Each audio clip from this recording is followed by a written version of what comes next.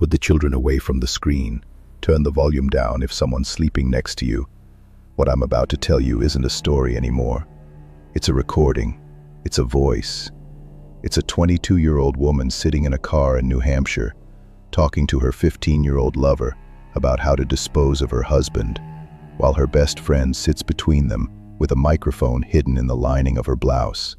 And every word, every single cold, calculated word, is being captured on magnetic tape. That tape is the reason Pamela Smart is going to die in prison, and the reason this case became the first fully televised murder trial in the history of the United States of America. The reason CNN broadcast it live, gavel to gavel, in 1991. The reason every courtroom camera you've ever seen exists today. She didn't just arrange the death of her husband. She rewrote how America watches justice itself. My name is Miles GhostHunter. And tonight, we're opening the tapes, the real ones. Let me take you to Derry, New Hampshire. If you've never been, picture this: a small town about an hour north of Boston. The kind of place where the grocery store closes at 9 and everybody knows who your mother is. Maple trees, white churches, quiet streets. The sort of American town where terrible things aren't supposed to happen, and when they do, they echo for decades. It was the 1st of May, 1990. Spring. The kind of evening where the air smells like wet grass and someone somewhere is grilling. And in a small condominium complex on Misty Morning Drive, a 22-year-old woman named Pamela Smart was about to come home and discover that her husband was dead. That was the official story. That was what she told the police. That was what she told the cameras. That was what she told her in-laws, her neighbors, her pastor, and anyone else who would listen. She came home from a school board meeting. She opened the door. She saw her husband lying on the floor, and she screamed. Except nothing in that house was right. Her husband was Gregg Smart, 24 years old, an insurance agent. A young man who, by every account of everyone who ever knew him, was an absolutely ordinary, decent, kind human being. He had been married to Pamela for less than a year. They'd had the wedding the previous May, a proper wedding, a church wedding, a white dress and flowers and a cake and photographs of the two of them grinning at each other like they'd just figured out how to beat the universe. Gregg Smart's parents, William and Judith, adored their daughter-in-law. Pamela was smart. Pamela was ambitious. Pamela was going places. Gregg was a steady, handsome kid who'd been captain of his hockey team and who now sold insurance policies to the nice people of southern New Hampshire. They had a dog, a little Shih Tzu named Halen, named after Van Halen because Gregg loved the band and Pamela tolerated it. They were trying, in the way young married couples try, to figure out what life together was supposed to look like. They had a condo. They had jobs. They had plans. In the kitchen, on the refrigerator, there was a magnet shaped like the state of New Hampshire, and under that magnet was a grocery list in Gregg's handwriting from the week before. Milk, eggs, paper towels. The kind of list that says, "I'm planning to be here next week. I'm planning to be alive." He was 24 years old. He had been alive for exactly 8,843 days. And on the 1st of May, 1990, somebody ended him. The police arrived at the condominium at approximately 10:15 in the evening. They found Pamela Smart outside, hysterical, shaking, surrounded by a neighbor who had come running at the sound of her screams. Inside the home, they found Gregg Smart on the floor of the entryway. He had been shot once. The gun was not at the scene. Drawers in the master bedroom had been pulled open. Jewelry appeared to be missing. The television was undisturbed. The stereo was undisturbed. The safe, the small safe that Gregg and Pamela kept in a closet, was undisturbed. A window in the basement was broken, suggesting point of entry.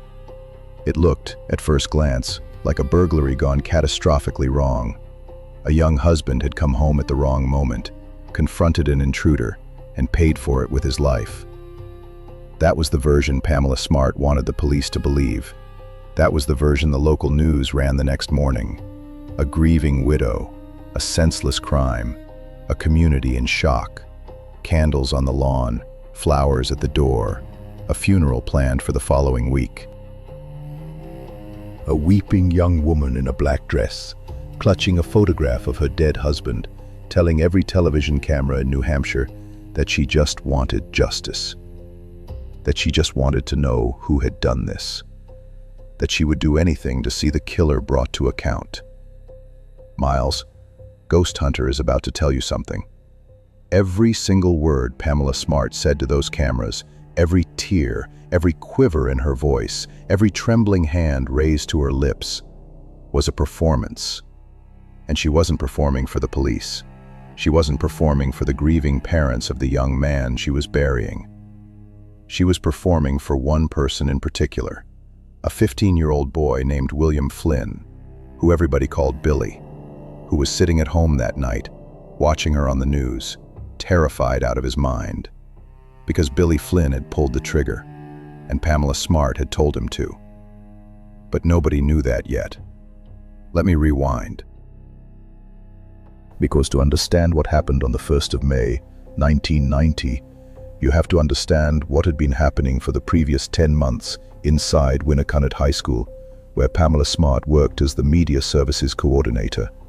She was in charge of the audio-visual equipment, the cameras, the recording booth, and a program called Project Self-Esteem, a kind of peer-to-peer mentorship initiative where older students helped younger ones deal with drug abuse, depression, and family problems. Pamela had been hired because she was young, she was energetic, she was telegenic, and she had a background in broadcast journalism. The students liked her, the administrators liked her. She drove a cute little car, she wore tight skirts, she laughed at the right jokes. She was, in every outward sense, exactly the kind of young professional a high school wants in front of its students. And one of those students was Billy Flynn, 15 years old, a sophomore, quiet, artistic. Lead in a band, had long hair that he was very protective of, came from a working-class family, not the kind of kid who got attention from adults, not the kind of kid who expected to. And then, one afternoon in the summer of 1989, Pamela Smart started paying attention to him. She invited him to help her with a video project. She told him he had a good voice. She told him he was mature for his age. She told him things that a 22-year-old woman in a position of authority should never, under any circumstances, be telling a 15-year-old boy. By the fall of 1989, they were in a relationship.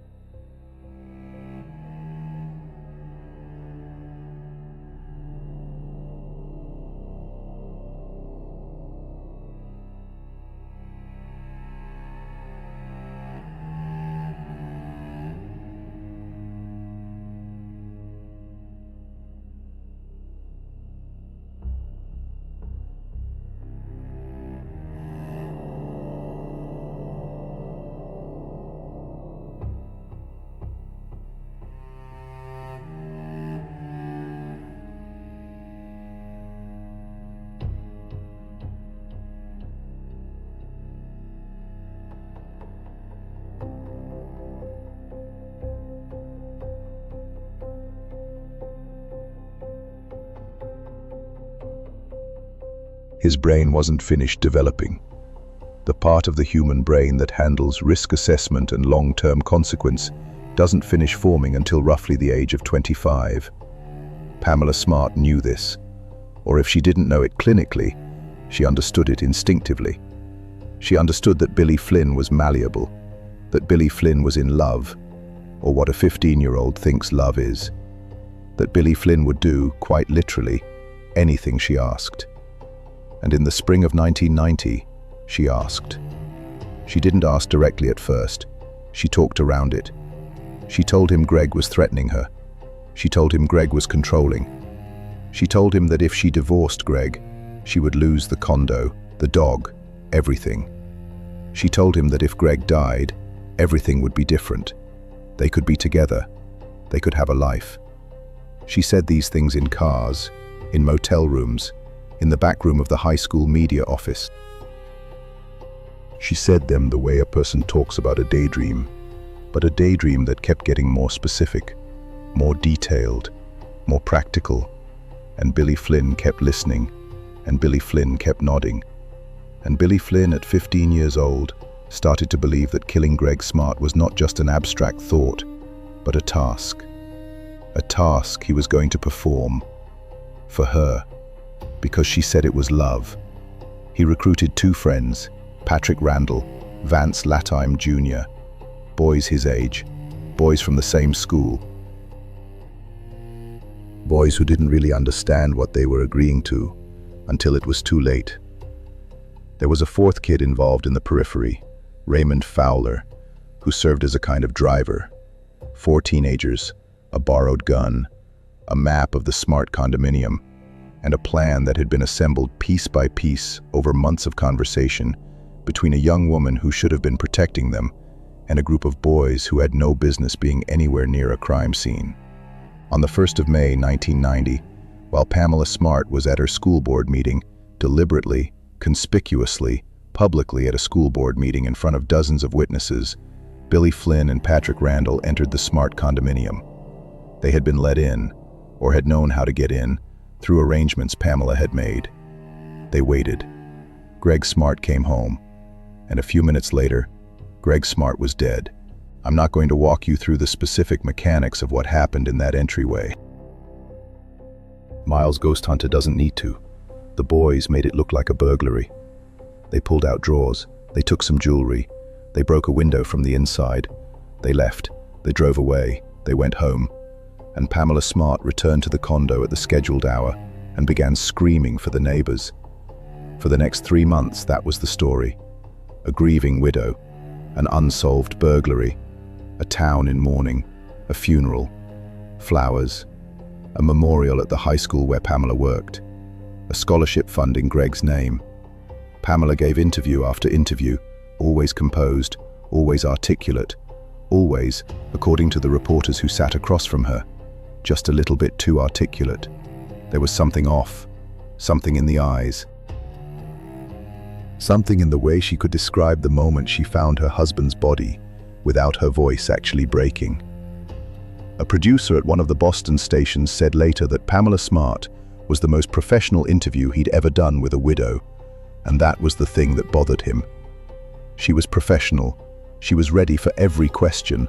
She had prepared. Now we come to the part where the investigation stops being about a burglary and starts being about something much, much darker. Because the police, specifically the Derry Police Department and the New Hampshire State Police, had been skeptical from day one. The staging was sloppy. The missing items didn't add up. The broken window was broken from the wrong side. The dog, Halen, had been locked in the basement, something a real burglar wouldn't have bothered doing, but something a person trying to protect their own pet might. Small things, inconsistencies, enough to keep a file open, but not enough to make an arrest. For 3 months, the file sat on a detective's desk, growing colder by the day. And then, at the end of June, a teenage girl named Cecelia Pierce walked into the investigation.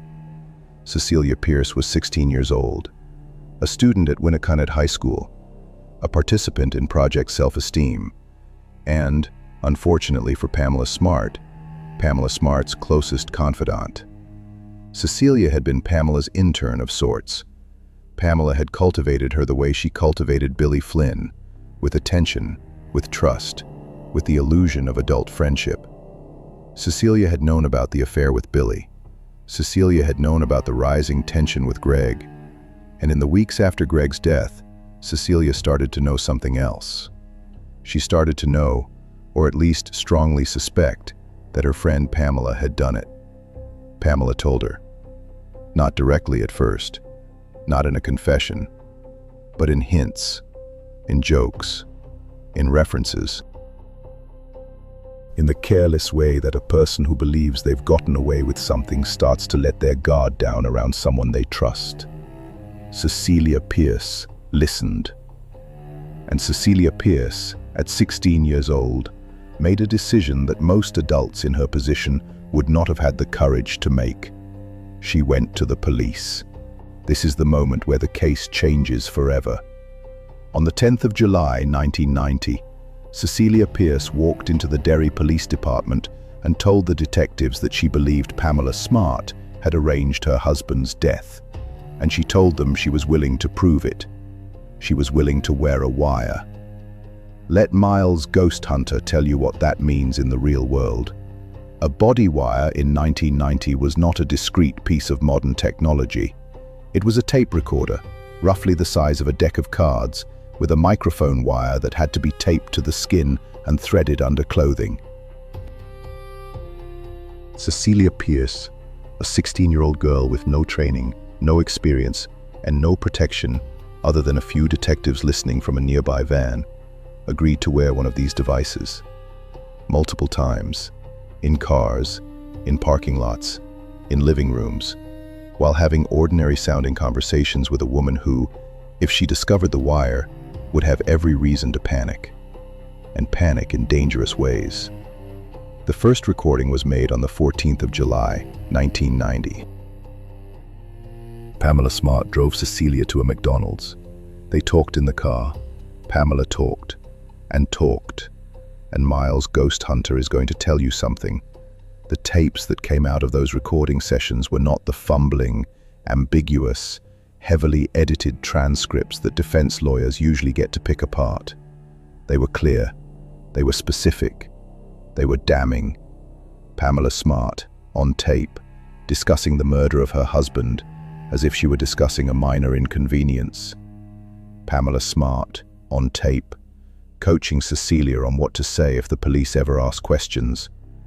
Pamela Smart, on tape, expressing concern not about the fact that a human being had been killed, but about the possibility that one of the teenage boys might get caught and talk. Listen to what she said, and I'm paraphrasing here because the actual transcripts are part of the court record, but the substance is exact. She told Cecelia that she couldn't just divorce Gregg because he would take the dog. She told Cecelia that she couldn't just divorce Gregg because he would take the condo. She told Cecelia that she had considered other options, but this was the only one that made sense. She told Cecelia that Billy Flynn was, and I'm quoting the concept, not the exact wording, a necessary tool. She told Cecelia that she was worried Billy was going to crack, because Billy was a child, and children have consciences. She told Cecelia that if Billy ever gave a statement to the police, Cecelia needed to contradict it. She told Cecelia that the three of them, Pamela, Cecelia, and Billy, needed to keep their stories aligned. And then, in the most chilling moment of all, she told Cecelia that she did not regret what she had done, that Gregg had been in her way, that now he was not. The detectives listening in that van did not arrest her yet. They needed more. They needed it clearer. They sent Cecelia back in, multiple times. Over the course of the following weeks, Cecelia Pierce, a high school junior, sat across from Pamela Smart and let her talk. Let her dig her own grave. Let her spool out confession after confession in her own voice, on magnetic tape. In conversations that would eventually be played in front of a jury and in front of the entire nation on live television. On the 1st of August 1990, the arrests began. The teenage boys were picked up first: Billy Flynn, Patrick Randall, Vance Latime, Raymond Fowler. They were taken into separate interrogation rooms at separate times, and they did what teenagers do when they've been holding a terrible secret for 3 months, and suddenly the adults in the room start asking direct questions. They broke. Not immediately, not easily, but one by one. And once one of them started talking, the others followed. And every single one of them told the same story. They said Pamela Smart had asked them to do it. They said Pamela Smart had planned it. They said Pamela Smart had promised Billy Flynn a future with her, a marriage, a life, in exchange for the death of her husband. And on the same day, the 1st of August 1990, Pamela Smart was arrested at her desk, at work, at the high school where she had spent the past 10 months grooming a child into a killer. She was 22 years old. She was led out in handcuffs in front of the students she had been paid to mentor. Now I want you to understand something about Pamela Smart that the prosecutors understood, that the defense attorneys understood, that everyone who ever sat across a table from her eventually came to understand. Pamela Smart did not break. She didn't break at the arrest. She didn't break at the arraignment. She didn't break in the holding cell. She didn't break during the pre-trial proceedings. She didn't break when the prosecutors played her the tapes. She didn't break when her own voice was put in front of her, discussing the disposal of her husband. She sat. She listened. She calmly explained that the tapes had been taken out of context, that she had been playing along with Cecelia because Cecelia was emotionally unstable, that she had been humoring a troubled teenager who was fantasizing about her friend's husband's death. She did not cry. She did not yell. She did not plead. She looked at the detectives with a steady, composed expression, and she told them that they had the wrong person. Miles, GhostHunter, has seen this before. In hundreds of cases, across decades of true crime archives, there is a specific type of suspect who believes, who genuinely, deeply believes, that they are smarter than everyone else in the room, that they can talk their way out. That if they just stay calm, if they just control their face, if they just don't give the police any emotional reaction to work with, they will walk out the other side. Pamela Smart was that kind of suspect. And at first it seemed like she might be right, because the prosecution had a problem. They had the tapes, yes. They had the testimony of the boys, yes. But the boys were teenagers, and teenagers can be impeached on the stand. Cecelia Pierce was a teenager too, and a defense attorney would absolutely paint her as jealous, confused, seeking attention. The tapes were damning, but they were also, technically, just conversations. Pamela Smart had never, on any recording, said the specific words, quote, _0_. She had referenced it. She had talked around it. She had discussed the aftermath. But she had never, in explicit legal terminology, confessed. And so her defense attorney, a sharp, experienced New Hampshire lawyer named Mark Sisti, came up with a strategy. Miles, GhostHunter, is going to describe it to you, because it is one of the most audacious defense strategies in the history of American criminal law. Mark Sisti's theory was this: Pamela Smart had not ordered anyone to do anything.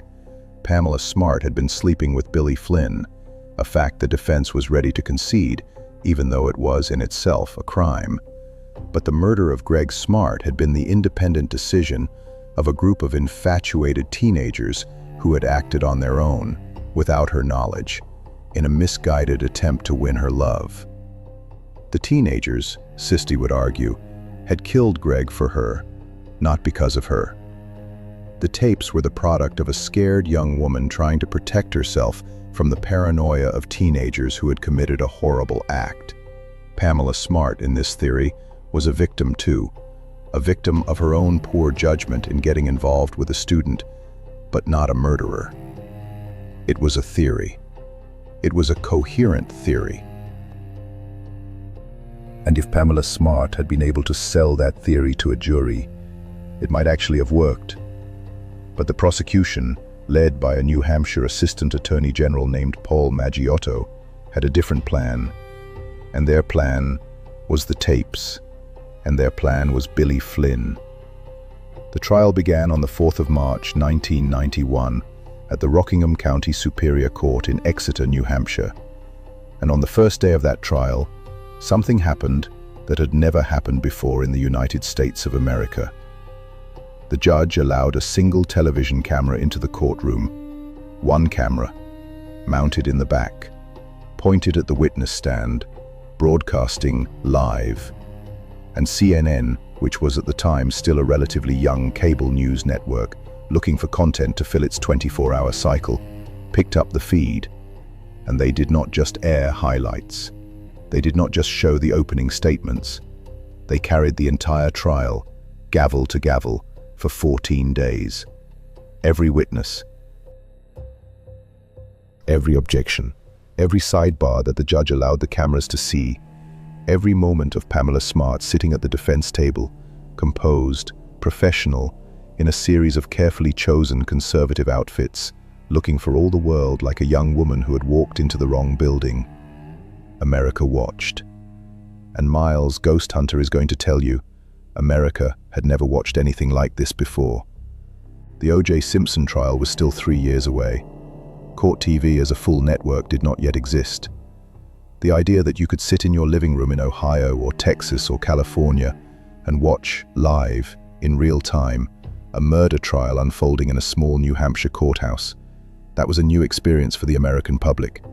And the central figure of that experience, the magnetic face at the center of every camera shot, was Pamela Smart. The prosecution went first. Paul Maggiotto stood up in front of the jury, in front of the judge, in front of the television camera at the back of the room, and he told them exactly what had happened. He told them about the affair. He told them about the plan. He told them about the boys. He told them about the tapes. He told them that by the end of this trial, they were going to hear Pamela Smart's own voice, in her own words, coaching a 16-year-old girl to cover up a homicide. And then he started calling witnesses. The first witnesses were the police, the detectives who had responded to the condominium on the 1st of May, the forensic investigators who had documented the staged burglary, the officers who had grown skeptical of Pamela's story in those first hours. They laid the foundation. They established the scene. They showed the photographs, and the photographs of the condominium on Misty Morning Drive were their own kind of testimony, because they showed a scene that did not look like a burglary. They showed a scene that looked exactly like what it was, a performance. Then came the teenagers. First, Vance Latime Jr., then Patrick Randall, and finally, the witness that everyone had been waiting for, Billy Flynn. Billy Flynn walked into that courtroom in March of 1991, and he was 16 years old. He had been 15 on the day he shot Gregg Smart. He had been, as far as the mental and emotional architecture of a human being is concerned, a child. And now, in a suit that didn't quite fit, with a haircut that had been given to him by the county jail, he sat in the witness chair and he faced the woman who had convinced him that killing a stranger was an act of love. He told the jury everything. He told them about the first time Pamela had invited him to help her with the video project. He told them about the first time she had kissed him. He told them about the motel rooms. He told them about the conversations in the car, the conversations at the condo, the conversations that gradually shifted from fantasy to plan. He told them about the day Pamela had told him that if he really loved her, he would take care of her husband. He told them about the gun. He told them about the drive to Misty Morning Drive. He told them about waiting in the condo in the dark. He told them about the moment Gregg Smart walked through the door. And he told them, in a voice that cracked more than once, that he had pulled the trigger because a 22-year-old woman had told him that if he did, she would be his forever. On cross-examination, Mark Sisti did what defense attorneys do. He tried to shake Billy's story. He tried to paint Billy as a disturbed, infatuated teenager who had imagined the whole conspiracy. He tried to suggest that the plea deal Billy had taken, a reduced sentence in exchange for his testimony, had motivated him to invent a narrative that served the prosecution. He was aggressive, he was thorough, he was professional, and Billy Flynn did not shake. Billy Flynn, a 16-year-old boy on a witness stand in front of a live television camera, told the truth. He told the same truth he had told the detectives. He told the same truth he had told the prosecutors. And when he was done, The jury watched him cry. Actually cry. Not the composed, practiced tears of Pamela Smart at the funeral. Real tears. The kind of tears that come out of a human being who has realized, too late, that he has destroyed his entire life for a lie. The jury was watching. America was watching. And sitting at the defense table, Pamela Smart was watching too. And here, Miles GhostHunter wants you to pay attention to something specific. Because this is the moment where the trial turned. Not because of what Billy Flynn said, but because of what Pamela Smart did while he said it. She watched him with a flat, unmoved expression. She did not lower her eyes. She did not flinch. She did not cry. She did not show the slightest trace of sorrow or regret or empathy for the 16-year-old boy on the witness stand whose life she had ruined.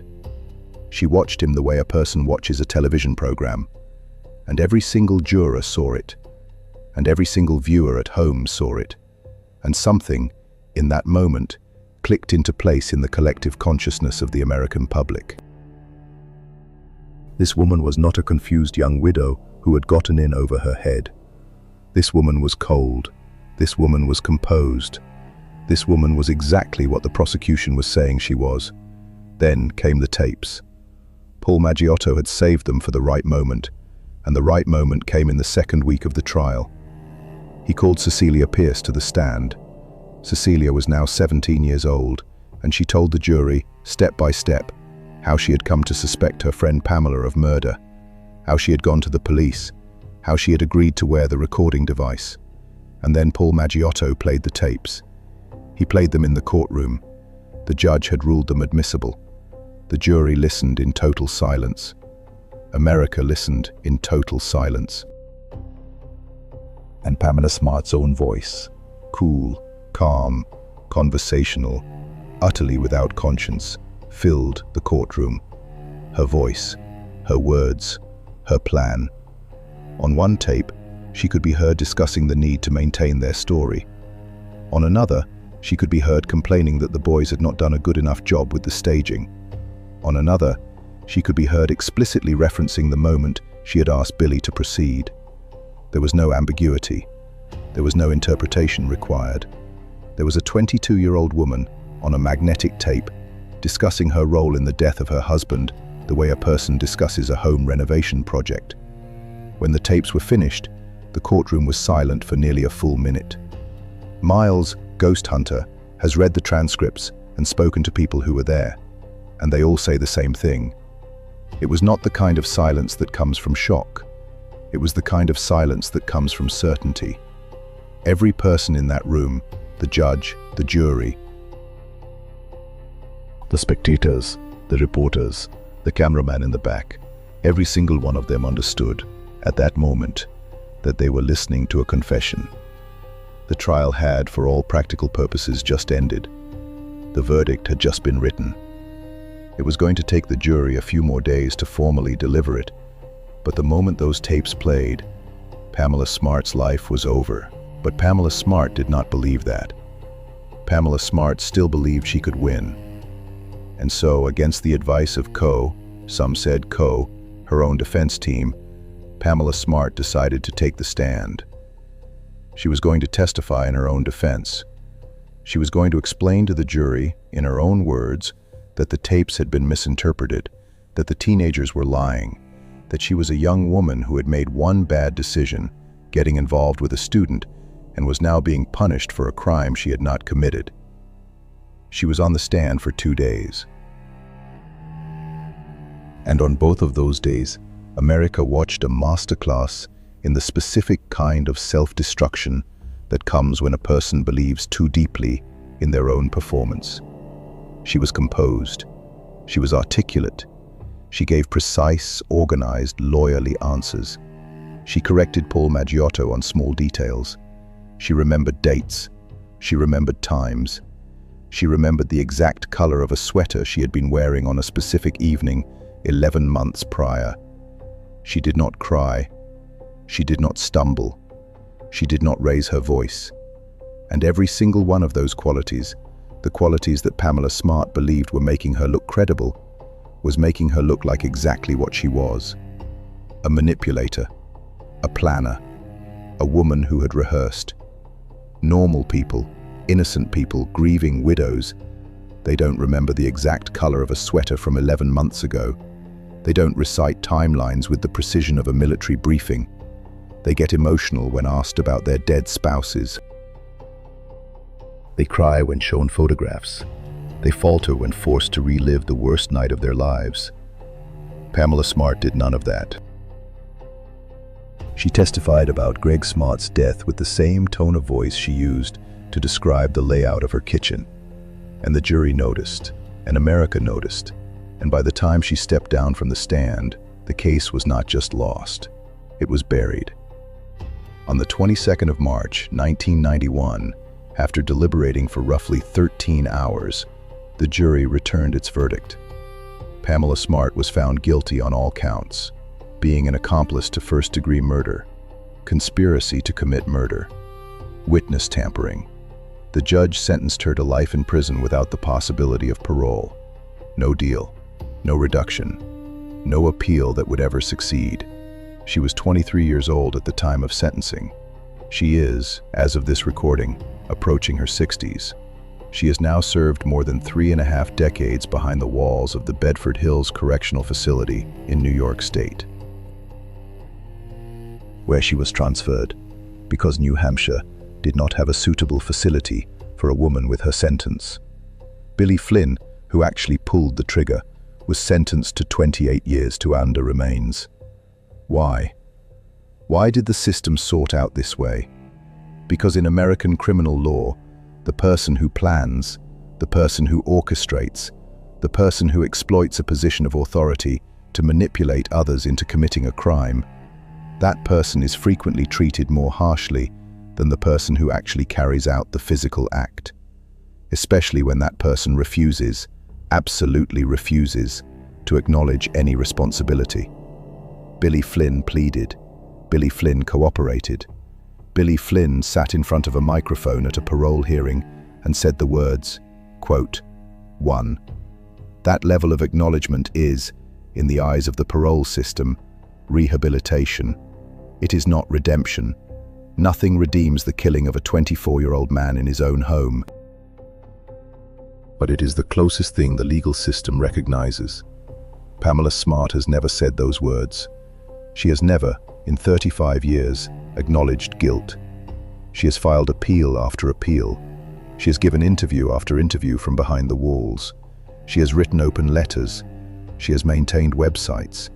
She has cultivated a small community of supporters who believe that she is a victim of media hysteria, that the tapes were misinterpreted, that the teenagers lied to save themselves. In 2015, she finally admitted, after 25 years, that she bore some responsibility for her husband's death. But she framed this admission in the most carefully worded, lawyerly terms possible. She said she should have gone to the authorities when she learned that Billy was planning something. She said she should have stopped it. She said she regretted her affair. She did not say, and she still to this day has not said, that she ordered it, that she planned it, that she participated in the conception, organization, and execution of the death of her husband. Miles GhostHunter has studied her statements, all of them, every public word she has issued from Bedford Hills over 3.5 decades. And there is a pattern. The pattern is this: Pamela Smart will admit to anything except the central fact. She will admit to being a bad wife. She will admit to being an inappropriate mentor. She will admit to being a poor judge of character. She will admit to making mistakes. But she will not, under any circumstances, admit that the voice on those tapes was the voice of a murderer. Because admitting that would be the one thing that might actually give her a pathway to clemency. And it would also be the one thing that would require her to surrender the last thing she has managed to keep: her own self-image, her own belief that she was smarter than everyone else in the room. She was not. Now, I want to circle back, because there are parts of this story that need to be placed in front of you clearly, the way Miles GhostHunter was taught to place a piece of evidence on a table, Let's start with the evening of the 1st of May, 1990. The reconstruction. The actual sequence, based on the testimony of the teenagers, the forensic evidence, and the tapes. Pamela Smart had planned the timing deliberately. She was at a scheduled school board meeting in Hampton, New Hampshire, approximately 40 minutes from her condominium in Derry. She had made sure she was visible. She had made sure she was counted. She had made sure that when investigators later asked where she had been at 10 o'clock that night, there would be a room full of witnesses to confirm her alibi. This is not the behavior of a grieving widow. This is the behavior of a woman who knew, down to the minute, what was going to happen at her own home, while she was sitting in a fluorescent-lit conference room 15 miles away. The boys drove to Derry in a car. Billy Flynn and Patrick Randall got out. Vance Latime waited in the vehicle. Raymond Fowler had been involved earlier in the planning, but by some accounts was not in the car that night. Billy and Patrick entered the condominium. The testimony on how they got in varies. Some accounts say Pamela had left a door unlocked. Others say they used a method she had described to them, but they entered. They waited in the dark. They were teenagers. They were, by their own later testimony, terrified. Patrick Randall has spoken, in his own parole hearings, about the surreal quality of those minutes. Sitting on the floor of a stranger's living room, with a gun, waiting for a man he had never met to come home and die. Gregg Smart came home sometime around 9:45 in the evening. He had been out. He had parked his car. He had walked up to his own front door, turned his own key, and stepped into the entryway of the home he shared with his wife. He encountered the two teenagers. There was a brief confrontation. Billy Flynn, at 15 years old, pointed a gun at a man he had never met, a man who had done absolutely nothing to him, a man whose only offense was being married to a woman Billy thought he was in love with, and Billy Flynn pulled the trigger. Gregg Smart died in his own front hall, under his own ceiling light, on his own carpet. He was 24 years old. The boys then spent a few minutes staging the scene. Drawers pulled open, jewelry gathered, a basement window broken from inside, the dog locked in the basement so it wouldn't be loose when Pamela came home. Small details, amateur details, the details of children pretending to be criminals. Then they left. They drove away. They disposed of the gun, or thought they did. Vance Latime's father, a decent man named Vance Sr., would later find the gun and turn it over to the police, a development that would help seal the case. And Pamela Smart returned home at the prearranged hour. She called 911. She screamed for the neighbor. She cried in front of the paramedics. And then she sat in a police cruiser and answered the first round of questions with the same composed, articulate precision that would eventually destroy her on the witness stand. At the time, the officers thought they were interviewing a traumatized widow. Later, when they reviewed their notes, they would realize they had been interviewing a woman who had rehearsed. There is one more piece I want to put in front of you. And it is a piece that does not get enough attention in the retellings of this case. The school. Winnacunnet High School, where all of this began, where Pamela Smart worked, where Billy Flynn went to class, where Cecelia Pierce sat in homeroom, the adults who worked in that building, the teachers, the administrators, the other staff. In the months after Pamela Smart's arrest, questions were raised about how a 22-year-old employee could have conducted an inappropriate relationship with a 15-year-old student for nearly a year without anyone noticing. And the answer, the uncomfortable institutional answer, is that some people did notice. Some people had concerns. Some people had heard things. And nothing was done. Because Pamela Smart was charismatic, because the program she ran was considered innovative, because the allegations were vague, because accusing a young female employee of predatory behavior toward a male student was, in 1989, the kind of allegation that people were not culturally prepared to make. Miles' GhostHunter is going to put this bluntly. If a 45-year-old male tiaker had been spending as much time alone with a 15-year-old female student as Pamela Smart spent alone with Billy Flynn, someone would have said something. Someone would have opened a file. Someone would have pulled the teacher into an office and asked uncomfortable questions. But Pamela Smart was a 22-year-old woman, and Billy Flynn was a 15-year-old boy. And in 1989, the cultural framework for recognizing that configuration as predatory simply did not exist in the way it does today. She exploited that gap. She moved in that gap. She operated in that gap for almost a full academic year before the gap finally collapsed on top of her. And this is one of the legacies of the Pamela Smart case that does not get enough credit. Because of this trial, because of the televised testimony of Billy Flynn, because of the national conversation that followed, the cultural framework started to shift. Educators started getting training. School districts started writing policies.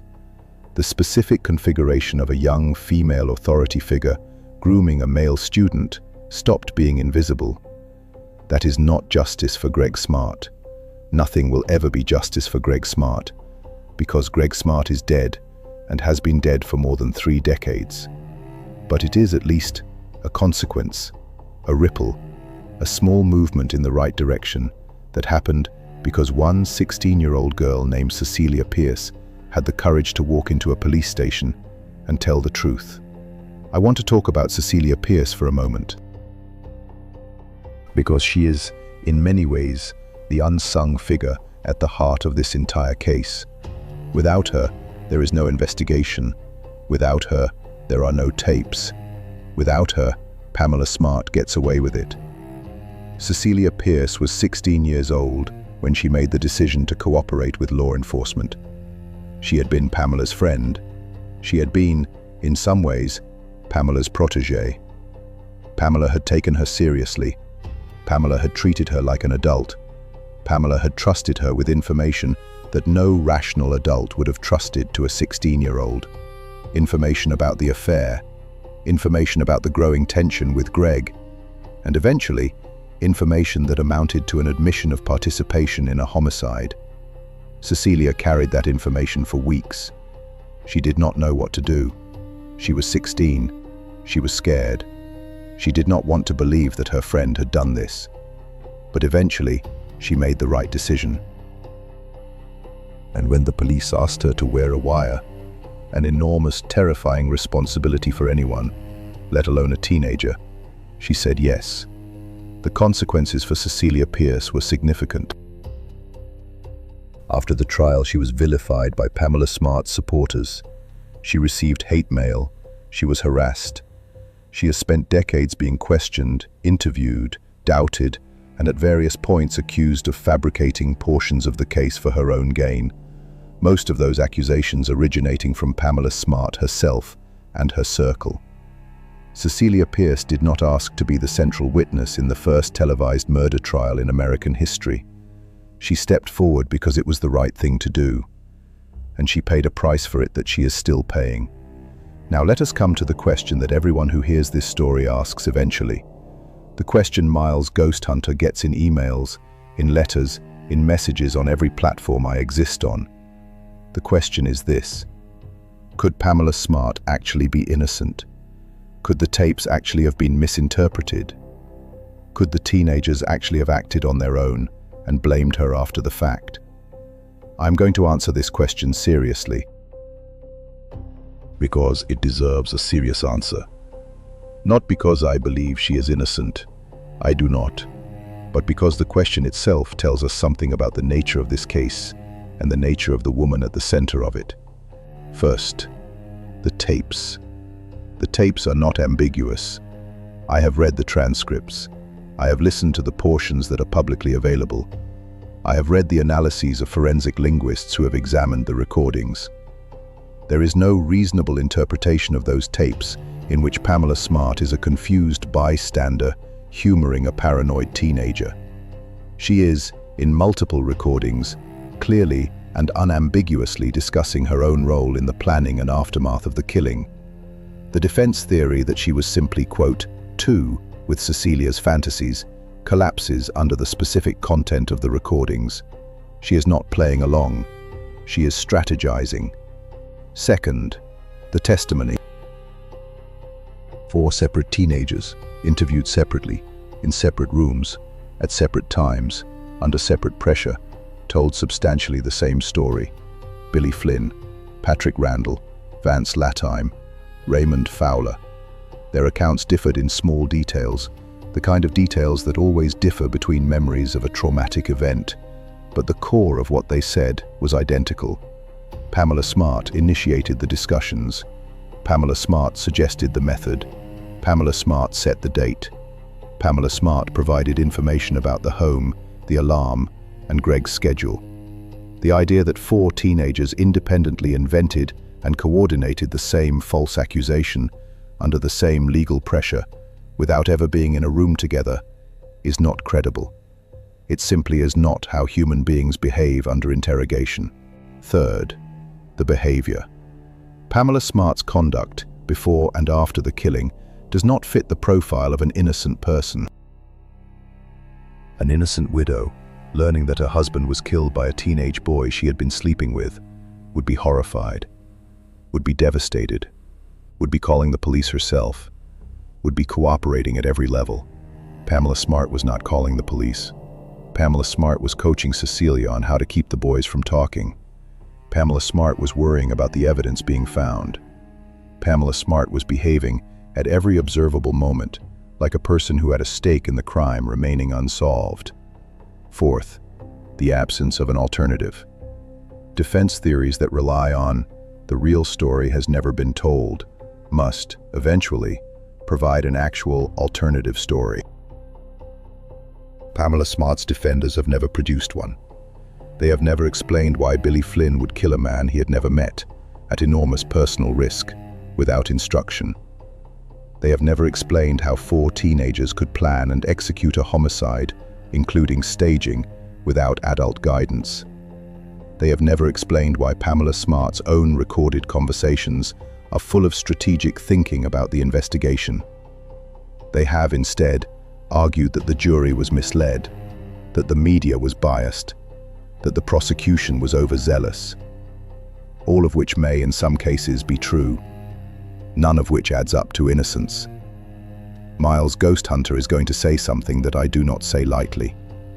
Pamela Smart is where she is because of what she did. The system is not perfect. The American justice system produces wrongful convictions with depressing regularity. But this is not one of them. This is a case in which a 22-year-old woman who believed she was smarter than everyone else in the room found out, over the course of 14 days of televised trial, that she was not. Let me tell you about the afterlife of this case.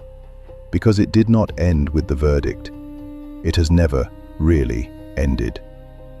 The first fully televised murder trial in American history did not just change the life of Pamela Smart. It changed American media. It changed American courtrooms. It changed the relationship between the public and the justice system. Before 1991, the idea that you could watch a murder trial live, gavel to gavel, in your own home, was a theoretical possibility that nobody had fully explored. After 1991, it became an expectation. Court TV, as a full network, launched in July of 1991, just a few months after the Pamela Smart verdict, and it was built, in large part, on the model that the Pamela Smart trial had proved could work. 3 years later, when O.J. Simpson was arrested, the infrastructure for nationally televised criminal trials was already in place because Pamela Smart had established it. The cameras in the O.J. courtroom existed because the cameras in the Pamela Smart courtroom had existed first. The cultural impact went further. The Pamela Smart case became a novel. Joyce Maynard, a journalist and author, wrote a book called To Die For, based very loosely on the case. It was published in 1992. In 1995, it was adapted into a film starring Nicole Kidman as a character clearly based on Pamela Smart, directed by Gus Van Sant. The film is not a documentary. It is a dark comedy, a satire of media culture and ambition, but it introduced the shape of the Pamela Smart case to millions of people who had never heard of Derry, New Hampshire. For an entire generation of Americans, the Pamela Smart case became synonymous with that film. With the image of a pretty, ambitious, cold young woman using a teenage boy as a weapon, Pamela Smart herself did not like the film. She sued. She lost. She was, by that point, 6 years into her life sentence, and her ability to shape her own public image had collapsed almost completely. She has continued, over the decades, to try to rebuild it. She has given interviews to Barbara Walters, to Oprah Winfrey, to magazines, to documentary filmmakers. She has cultivated the image of a wrongfully convicted woman struggling to clear her name. And she has found, in the age of the internet, an audience willing to listen. There are websites, there are message boards, there are people in good faith who believe that Pamela Smart is innocent. Miles GhostHunter respects the right of people to believe whatever they choose to believe. But respecting that right is not the same as agreeing. And on this case, on this specific case, the evidence is what the evidence is. The tapes are what the tapes are. The testimony is what the testimony is. And the body of a 24-year-old insurance agent named Gregg Smart, who had a dog named Halen and a grocery list on his refrigerator and a wife who he trusted, is what that body is. A body that was taken by people who had no right to take it, for reasons that no amount of revisionism can make acceptable. I want to bring us back to Gregg Smart for a moment, because his name gets lost in these retellings, and his name should not get lost. Gregg Smart was the victim of this case. Gregg Smart was the person whose life was taken. Gregg Smart was the person whose future was erased. He does not get to have a parole hearing. He does not get to write a memoir. He does not get to give an interview 35 years later about how he has grown as a person. He does not get to exist. He was 24 years old, and now he is not. His parents, William and Judith Smart, have spoken about him over the decades. They have appeared at every parole hearing for Billy Flynn. They have appeared at every parole hearing for Patrick Randall. They have appeared at press conferences when news of the case resurfaces. They have kept Gregg's memory alive. They have, in the face of a culture that is endlessly fascinated with the woman who ordered his death, insisted that somebody keep saying his name. They are aging. They have had to bury their son, and then to watch, over and over, as the story of his death becomes an entertainment product for people who have no connection to him. They have done this with grace. They have done this with dignity. They have done this while carrying a grief that I cannot imagine, and that I do not intend to try. Gregg Smart liked hockey. He liked Van Halen. He liked his dog. He had a sense of humor that his friends remember with specific affection. He was, by the recollection of the people who knew him best, a good man. Not a complicated man, not a tortured man, not a great man in the sense that history uses that word. A good man. An ordinary, decent, 24-year-old American man who went to work, came home, loved his wife, trusted his wife, and was killed in his own entryway by a 15-year-old boy, acting on the instructions of the woman he had married less than a year before. That is who Gregg Smart was. And that is who should be remembered when this case is remembered. Let me spend a few minutes on Billy Flynn, because his story, too, is worth understanding. Not because it excuses what he did, nothing excuses what he did, but because it illuminates what Pamela Smart did, and who she did it to. Billy Flynn was, by every account, a normal kid before Pamela Smart entered his life. He had a family that loved him. He had friends. He had a future. He was going to graduate from Winnicott High School. He was going to have a career. He was going to have a wife and children. He was going to be whatever a 15-year-old from a small New Hampshire town could reasonably be expected to become. A working man, a father, a neighbor. None of those things happened. Instead, by the age of 15, he was a convicted killer. By the age of 16, he was a witness in a national murder trial. By the age of 17, he was a resident of the New Hampshire state prison system, where he would remain for the next quarter of a century. He served 25 years. 25 years. From the age of 16 to the age of 41, the entire arc of what for most people would be the central productive years of a life: school, college, early career, marriage, young parenthood, all of it spent behind walls.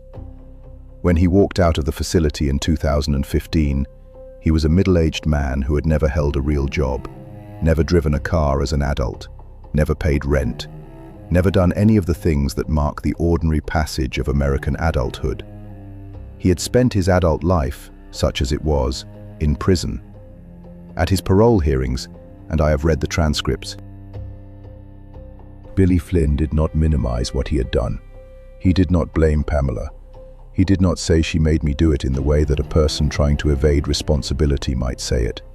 He said repeatedly that he was the one who had pulled the trigger, that he was the one whose finger had been on the weapon, that he was the one who bore the moral weight of Gregg Smart's death. He acknowledged that he had been manipulated. He acknowledged that he had been a child. But he did not use those facts to ask for leniency. He used them to explain as best he could how a 15-year-old kid from a decent family had ended up with a gun in his hand in a stranger's home on a spring evening in Derry, New Hampshire. The parole board found him credible. So did Gregg Smart's parents.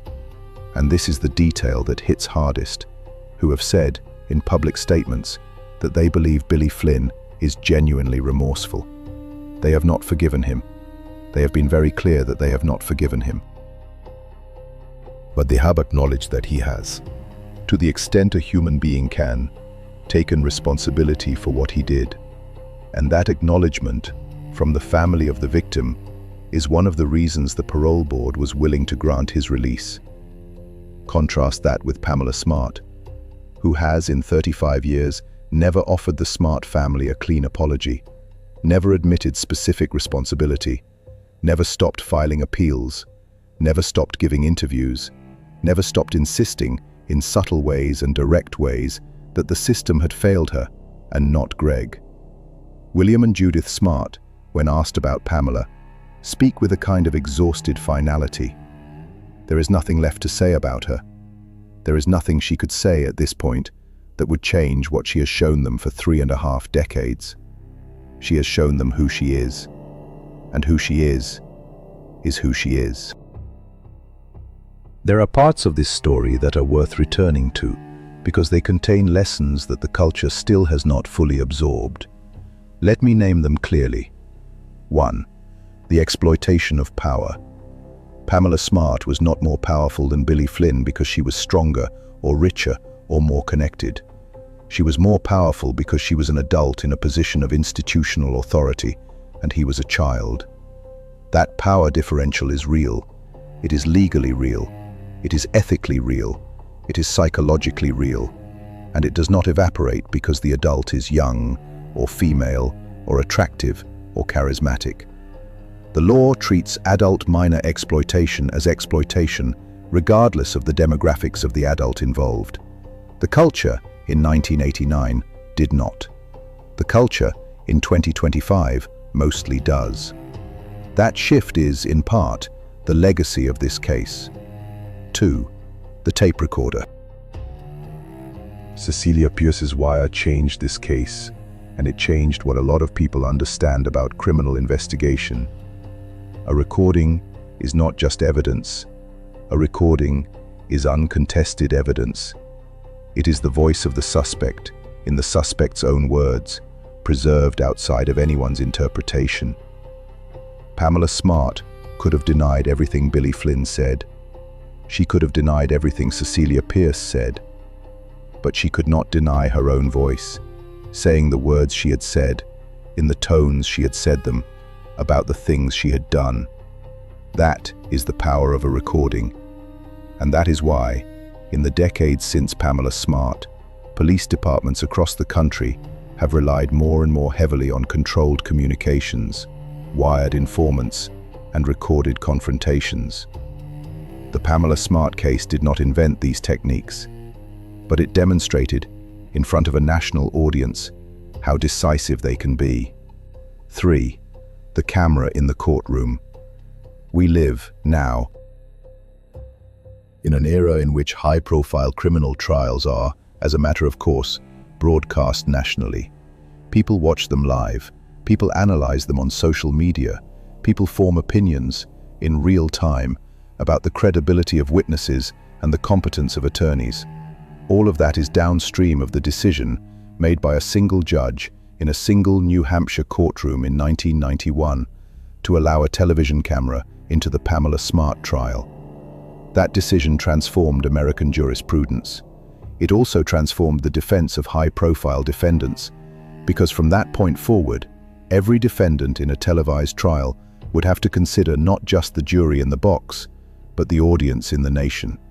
Pamela Smart, on the stand, did not consider the audience in the nation. She considered only herself. She performed for herself. She was her own audience.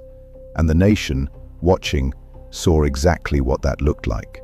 4. The nature of remorse. Remorse, real remorse, is not performative.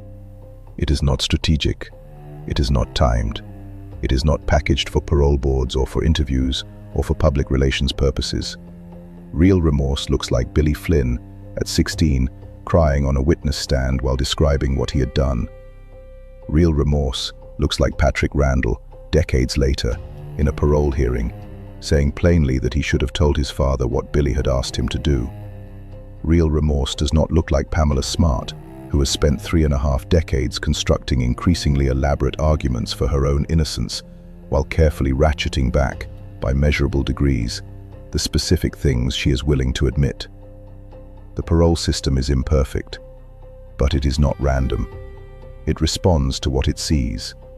And what it has seen from Pamela Smart consistently is a woman who has never genuinely surrendered her own version of events, who has never said the simple, terrible, necessary thing, who has never said, "I did this. I am the reason a man is dead. I ordered the death of a husband who trusted me, by manipulating a child who trusted me. And there is no amount of time in any facility that will ever pay that back." She has not said it. She will, at this point, almost certainly never say it. And so she will almost certainly never leave. Let me tell you what is happening now. As of the recording of this episode, Pamela Smart is in her late 50s.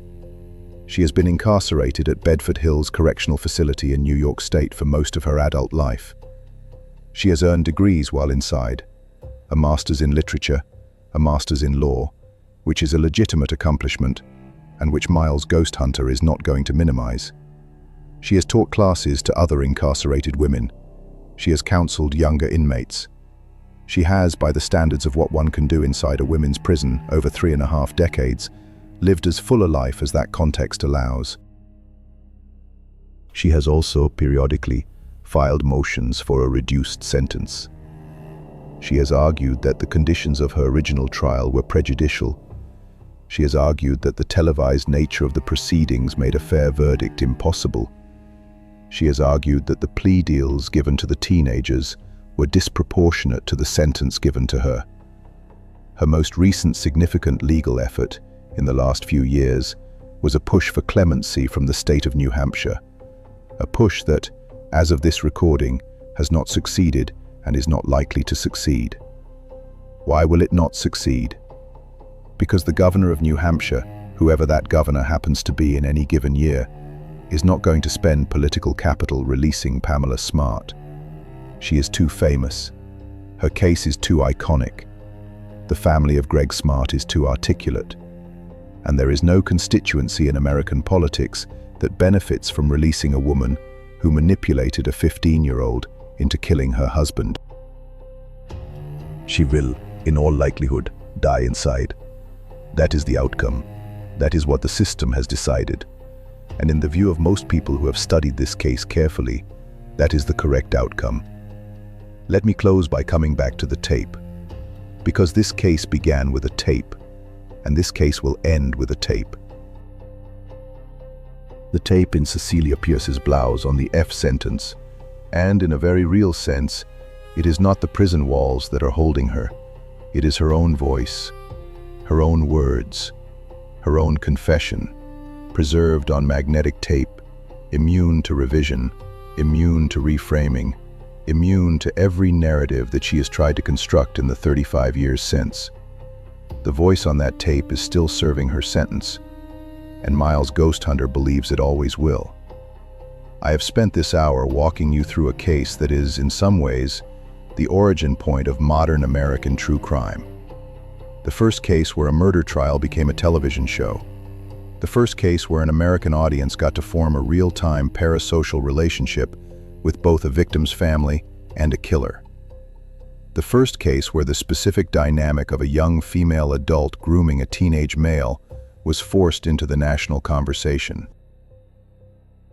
The first case where a wire recording became, functionally, the most important piece of evidence in a first-degree murder prosecution. Pamela Smart is, whether she knows it or not, whether she accepts it or not, a foundational figure in how America understands crime in the modern era. Not because of what she did, but because of how what she did was processed by the culture. And because of the tools, legal, journalistic, technological, that her case forced into existence. But I do not want to leave you thinking about her. I want to leave you thinking about Gregg Smart. 24 years old, an insurance agent, a husband, a son, a young man who came home on an ordinary spring evening and opened his own front door and never got to open another door again. His parents are still alive. His friends are still alive. The people who loved him are still alive. And every time this case gets told, every time a filmmaker, a podcaster, a writer, a channel like this one returns to the story, those people have to live through a small reopening of the worst chapter of their lives. Miles GhostHunter takes that seriously. I have tried tonight to tell this story in a way that keeps Gregg at the center of it. Not as a prop, not as a backstory, but as the person this happened to, the person this was all about. There is a photograph of Gregg Smart that his parents have released over the years. He is young. He is smiling. He is wearing a shirt that probably looked fashionable in 1989 and probably looks a little dated now. He has his whole face open to the camera. He looks like a person who trusted the world, who trusted his marriage, who trusted that when he came home, the person waiting for him would be the person he thought she was. She was not, and he paid for that with his life. Rest, Gregg Smart. You are not forgotten. You have not been forgotten for 35 years, and you will not be forgotten in the 35 years to come. Every time this case is told, your name is told with it. Every time the tapes are discussed, the reason the tapes exist is discussed with them. Every time Pamela Smart's name comes up, Gregg's name comes up beside it. And the longer this case lives in the American memory, the more certain it becomes that it is your name, not hers, that will ultimately be the one that people want to speak. This was Miles GhostHunter on the case of Pamela Smart and the wire that ended everything. Before we close, one more thing. Pamela Smart used a teenager. She isolated him. She convinced him that killing was love. She used the trust of a child to end the life of her husband, and she believed for the rest of her life that she could talk her way out of it. Our next defendant used something bigger. Our next defendant did not use one child. Our next defendant used an entire nation. She stood in front of television cameras in a small town in South Carolina, and she told America that a stranger had taken her 2 little boys. She wept. She begged. She described the man. She gave details. She pleaded with her captor on live television to bring her children home safely. And for 9 days, America believed her. For 9 days, America prayed for those children. For 9 days, America searched. And for 9 days, the truth was sitting at the bottom of a lake in John D. Long Park, strapped into the back seats of a burgundy Mazda that her own hands had set rolling into the water. Her name was Susan Smith, and the children she reported as kidnapped had been kidnapped only by her. Next episode, Episode 7. Susan Smith and the 9 Days of Lies.